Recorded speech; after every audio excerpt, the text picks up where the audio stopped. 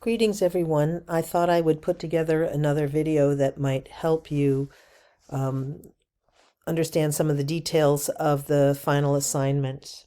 The overview of the assignments are right here, and this was the first part, and now we are at the second part. So you'll write a mini paper of approximately 5 pages and using current APA format, in which you will assess the readiness of the school or district in which you currently work to apply the learnings from the curriculum development guide that we will have developed as a class, and which you will append to your mini paper. Now, you don't have to append the website to the mini paper because I know where the website is, but I would like you to include the link very clearly in the mini paper, probably at the beginning.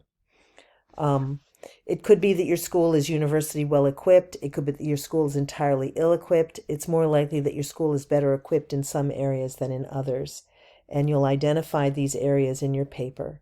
You'll also specify what school leaders will need to do in order to help lead their colleagues through the important work of curriculum development. So in effect, basically what you're doing is trying to undertake a needs assessment of the curriculum situation in your school. Let's forget the district unless you really want to look at the district level, but in your school. And then from the needs assessment, where you've identified some of the strengths and weaknesses, what your plan would be, almost like a school improvement plan, what your plan would be for trying to address those issues. And ostensibly that is making sure that what strengths there are that they do not recede, that they don't decline, and then whatever weaknesses there are, that those weaknesses are identified and addressed and improved. Now, so what that means, if you're thinking about it as a leader, is that, okay, now I've got this curriculum guide and I've got some ideas about what the curriculum should look like and best practices. And now I've looked at my school and I've done a needs assessment and I've identified these strengths and weaknesses, these strengths and weaknesses.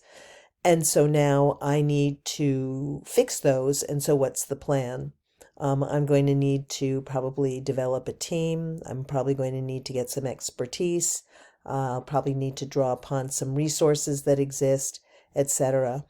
And then the other thing that you want to be looking at here is that these are the things these are these NELP standards about what you should be able to do as a student in this program. And so as you go through, look through here and see whether in the plan that you're doing that you are trying, that you're addressing those aspects of these NELF standards that would address that would be appropriate for your mini paper and the curriculum, basically the curriculum improvement plan that you're putting together. So those are so like candidate articulate specifically how and why to evaluate, develop, and implement high quality and equitable academic and non-academic instructional practices, resources, technologies, and services that support equity and digital literacy. Well, you can break that up into the relative components, but for example, you should probably have some kind of a statement about how you plan to evaluate this process and the results of whatever process you put together, and so on. So really, I mean, the idea is that you can talk in the first person and you would indicate what it is that you would do. They talk about APA style, which means that it would be useful for you to bring in certain resources. I'm okay with you putting in links to certain things, but have the name of the link beforehand and why you're putting it in. But also it would be good for you to reference certain readings or documents and the like. So anyway, that is that component.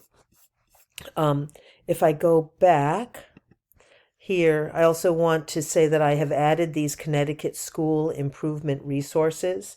This is a web page where, for example, they have a needs assessment toolkit, change model, evidence-based practices. This is about school improvement generally, but there may be things here where you talk about, teams, partnerships, various tools, etc., that might be useful for you. And you may also want to go to other websites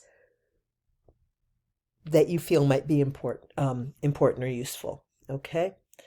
And then the very last thing on the syllabus here is a 2-page reflection on the course. That is basically anything that you would like to write, and it is your own reflection on basically what you've learned from the course, maybe how you'll carry it forward, things you wish you'd learned or done. I mean, it's really up to you. But it's something that is a reflection on your own practice as well as mine. And as you know, as I said, I'm very open to all kinds of feedback. So if that's a place where you'd like to feedback to me, that's also fine. And that's due that very last day. So I hope that that's helpful, and you can let me know if you have further questions. But the key thing is that the final project information and rubric is here. These are these school improvement resources. And of course, you'll want to draw upon all the resources potentially that we discussed and utilized in the class. For those of you who may have submitted something already, you might like to take it back and rework just to include some of the things that I have talked about. And this is something that I really would like you to demonstrate your leadership acumen. I know that you've learned a lot this summer, and you've worked this semester, and worked hard. And so looking forward to reading these components. Thank you very much, and I think that's it for now.